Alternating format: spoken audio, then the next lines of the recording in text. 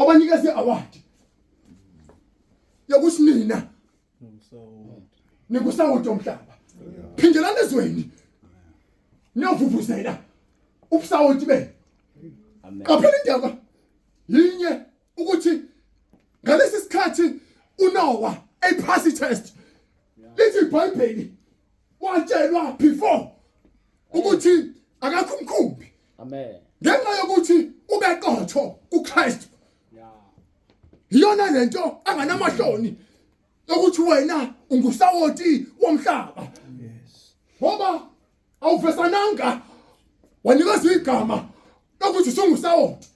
kodwa khona la uphuma khona abanye basexakekeni ukuthi abanye ngalesi sikhathi beku40 years basexakekeni ayinokuyinkosi basexakekeni ukufika kwekukula uthi umbhali wathi uzakubhubhisa umhlaba ngoba abantu bahlulekile ukubaqotha kodwa uNoah nezinto ezazimxaka mfokandlovu akazange walahleka ekubeni qotho kubaba uNkulunkulu ngifuna ukusho njalo nakunina womndeni wakamvelase ukuthi noma izinto sezimshaya noma izinto zingakanani kodwa khumbulani ukuthi nina bensentabeni niyolanda amandla khumbulani ukuthi nina noma nixakekile nize ningakhohlwa ukuthi nina ninguSawoti womhlaba yintoni leSawoti esikhuluma ngawo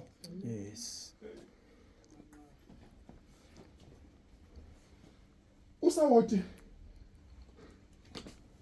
mawuzongena ebhodweni awuzingeneli ebhodweni kodwa uSawoti ufaka umuntu ebhodweni into yinye into engiyiqaphelayo ngesandla bahlobo bami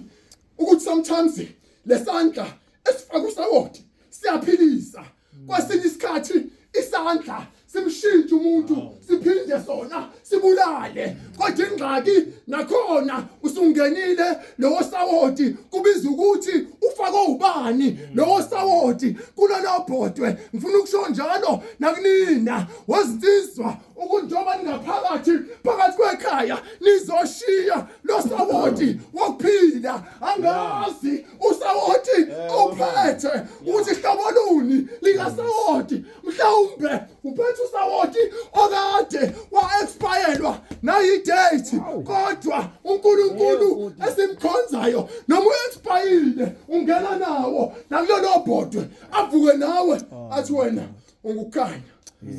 kwezwi lakhe ngizosho njalo nakunina Mzo kamvelase masibheke emthandazweni ukuthi nina ningukhanya mina ningukhanya funa uqaphela into ayodwa ke masophuma sitsizwa masophuma bazali bami ukuthi